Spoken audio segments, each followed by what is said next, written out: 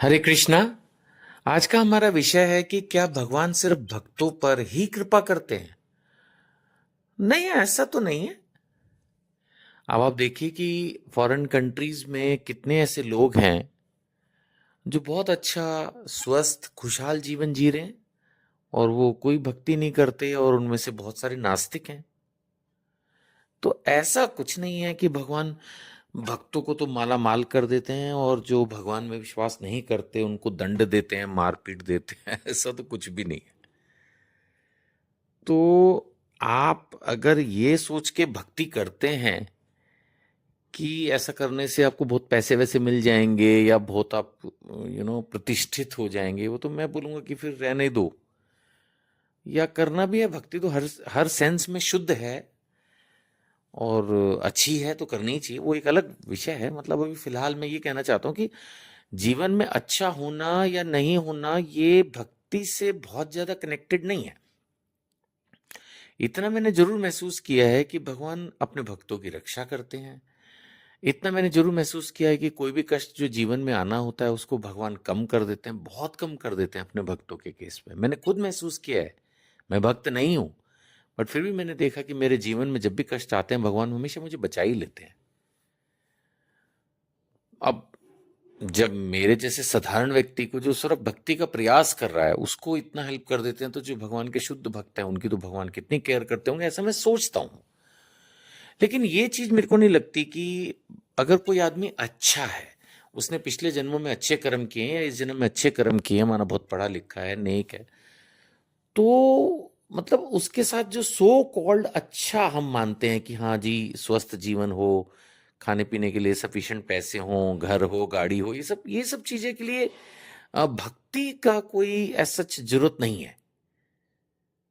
भक्ति तो प्रेम से करनी चाहिए। भक्ति तो मोक्ष की अभिलाषा अगर हो, जन्म मृत्यु के चक्र से छूटना हो, वहां भक्ति की जरूरत है। तब समझने की ज्यादा जरूरत है कि भक्ति क्या है।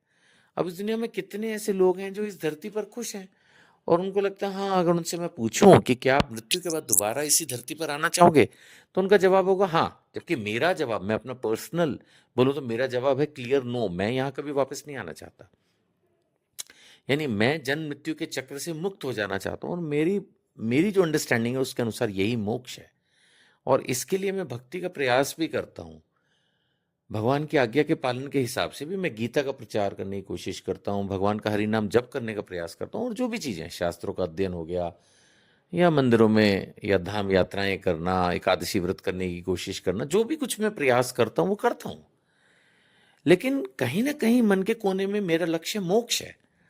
अगर किसी को मोक्ष की जरूरत नहीं है तो ठीक है, वो एक अच्छा व्यक्ति बन के भी रह सकता है। भगवत गीता के अनुसार चलें तो ये सतोगुणी व्यक्ति है, जो अच्छा व्यक्ति है, शांत जीवन व्यतीत कर रहा, दूसरों को तंग नहीं कर रहा, आराम से। तो भगवान ऐसे व्यक्ति को भी एक अच्छा ही जीवन देंगे। सो प्रश्न यही था कि क्या भगवान सिर्फ भक्तों पर कृपा करते हैं। तो उत्तर है कि भगवान सब पर कृपा करते हैं। जिसका जैसा कर्म है उसके अनुसार उसे फल मिलेगा, चाहे वो भगवान का भक्त है या नहीं। अब देखिए कितने अमीर अमीर लोग हैं जो बिल्कुल भगवान की भक्ति नहीं करते।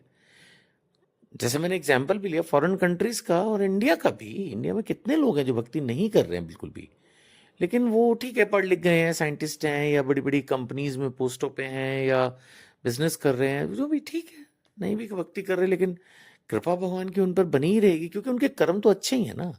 चाहे इस जन्म में या पिछले जन्म में मेहनत तो की है ना, तो उस हिसाब से उनको अच्छा जीवन मिलता है।